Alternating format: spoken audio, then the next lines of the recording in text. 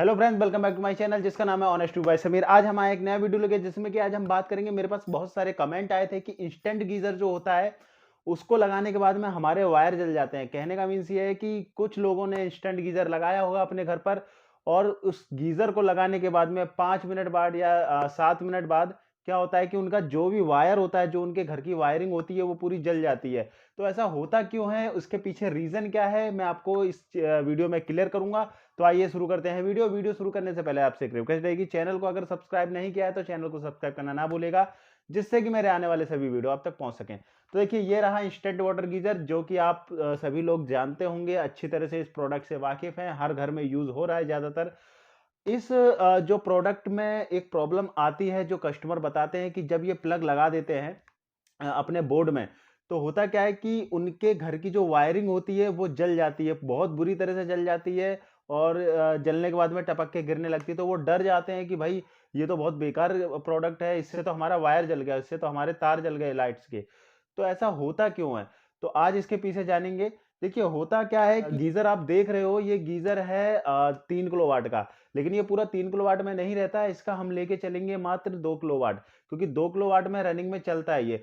तो 2 किलोवाट भी अगर आप देखेंगे तो इसका लोड 2 किलोवाट भी ज़्यादा है, नॉर्मल वोल्टेज से ज़्यादा होता है। तो इसकी जो पावर कंजप्शन है वो बहुत हाई है। लेकिन होता क्या है कि जो लोग नहीं जानते कि ये कितने किलोवाट का होता है, कितने वोल्टेज लेता है, तो वो इसको कहीं भी लगा देते हैं। मतलब इस गीज़र को उठाएँगे और कहीं भी लगा देंगे। मतलब उन्होंने देखा कि भाई ये प्लग खाली है, इसमें लगा दिया उन्होंने। तो होता क्या है कि उस प्लग के अंदर कौन-सी वायर जा रही है, कितने एमएम का तार जा रहा है, वो नहीं पता होता।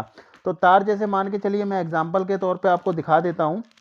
ये जो आप तार देख रहे हो, ये जो तार है, अब यही तार, इसी तरह की तार क्या होता है कि आपके घर के वायरिंग में होती है, चाहे वो ओपन फिटिंग हो, चाहे अंदर की फिटिंग हो। इसी तरह की वायर आपके घर में पूरे में फैली हुई होती हैं।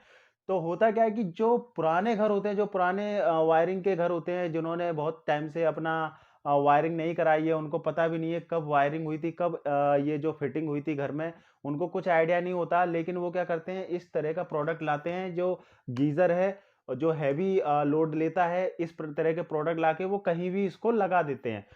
तो होता क्या है कि उसमें वायरिंग मान के चलिए, अगर पौन एमएम की है या आधा एमएम की वायरिंग हो रखी है, हल्की वायरिंग हो रखी है, और उन्होंने क्या किया, बिना सोचे समझे इसको इसमें लगा दिया और फिर उसके बाद में इसको ऑन कर दिया। तो 5 से 7 मिनट ये चलेगा, उसके बाद में हीट होने लगता है वायर, क्योंकि वो जो वायर होता है बहुत हल्का होता है इसके लोड के हिसाब से। इसका लोड के हिसाब से वो वायर हल्का होने के कारण क्या होता है, हीट होता है, हीट होके वो पूरा जल जाता है। तो जलने के कारण क्या होता है कि आदमी घबरा जाता है। लेकिन उनको ये ध्यान रखना चाहिए, जब भी आप ये जो गीज़र लगा रहे हो, तो गीज़र लगाने से पहले आपको एक चीज़ का ध्यान रखना है।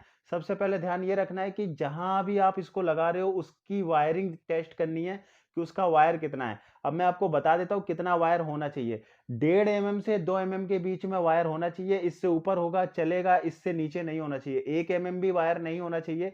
हालाँकि 1 एमएम सफिशिएंट रहता है, लेकिन अच्छी क्वालिटी में अच्छा ब्रांडेड वायर लोगे, जब वो 1 एमएम सफिशिएंट रहता है। अगर आप लोकल वायर लगाओगे तो वो भी हीट होगा। इसलिए 1.5 से 2 एमएम का वायर लगाइए, तो ये प्रॉब्लम कैसे भी नहीं आएगी। आप जब भी इसको लगा रहे हैं तो सबसे पहले चेक करिए कि जिस बोर्ड पे लगा रहे हैं, उस बोर्ड से वायरिंग कितने एमएम की जुड़ी हुई है। अगर 1.5 एमएम की वायरिंग है, 2 एमएम की वायरिंग है, तो ये आराम से काम करेगा। आपके यहाँ पर कैसी भी कोई प्रॉब्लम नहीं आएगी, ना ही तार जलेगा, ना ही किसी तरह का प्रॉब्लम आएगा।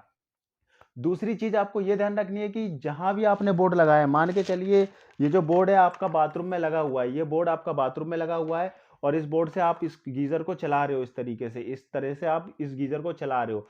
तो आपको ध्यान क्या रखना है कि ये जो बोर्ड में आपने वायर इसको दिया है, ये जो गीज़र आपने इस बोर्ड में दिया है, इस बोर्ड की जो वायरिंग है, वो कहाँ से ली गई है। जैसे हमारे बल्ब जलते हैं या एलईडी बल्ब होते हैं, वहाँ से जो वायर होते हैं वो बहुत ही हाफ एमएम में चलते हैं, पौन एमएम में चलते हैं। इसलिए ये ध्यान रखना है कि जहाँ भी आप गीज़र का पॉइंट दे रहे हो, तो उसकी वायरिंग भी वहाँ से लेना जहाँ पर हैवी वायर डला हुआ हो।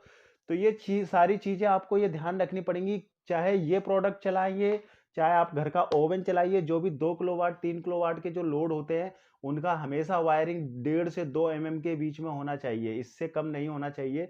मिनिमम 1.5 एमएम तो होना चाहिए, मैक्सिमम आप 2 एमएम भी कर सकते हो। तो अगर आप इस तरह से इसको यूज़ करोगे तो कभी कोई प्रॉब्लम नहीं आएगी, ना ही आपके घर का कोई वायर जलेगा।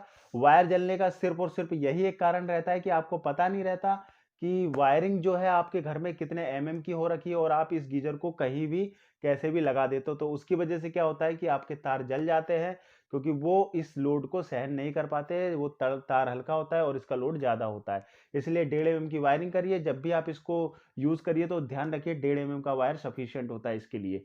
आई होप कि आपको ये वीडियो पसंद आया होगा। अगर वीडियो पसंद आया तो चैनल को लाइक एंड सब्सक्राइब करना ना भूलिएगा। Thank you so much video देखने के लिए।